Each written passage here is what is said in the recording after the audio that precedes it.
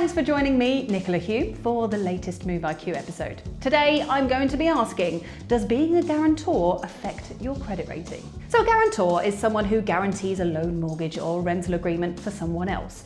Landlords often ask for a guarantor for a lease agreement, especially if the renter's a student, has low income or a poor credit rating.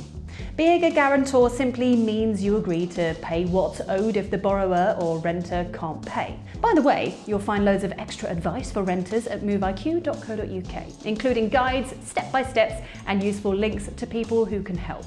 So do check that out if you're renting or helping someone to rent a place. Guarantors usually need to be homeowners with a decent credit history and income above a certain level. You won't necessarily be turned down as a guarantor if you have a poor credit score, but you might be asked to put up your home as security, which is a risk I'll talk about in a moment.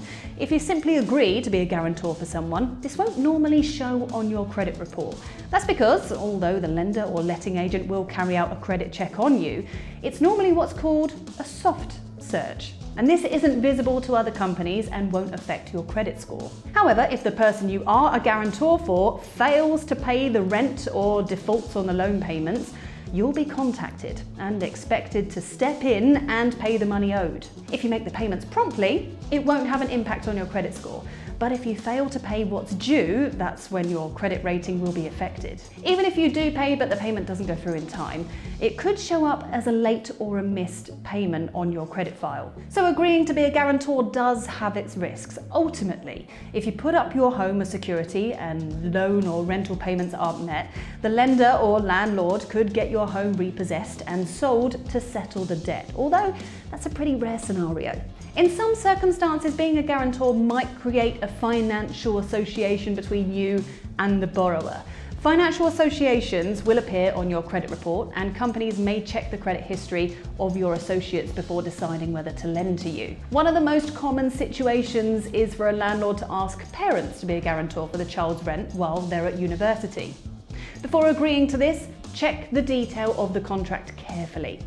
In some cases, you'll be asked to agree to joint liability alongside other parents. That means if one student in a house share fails to pay their rent, any of the parent guarantors can be held liable for the debt.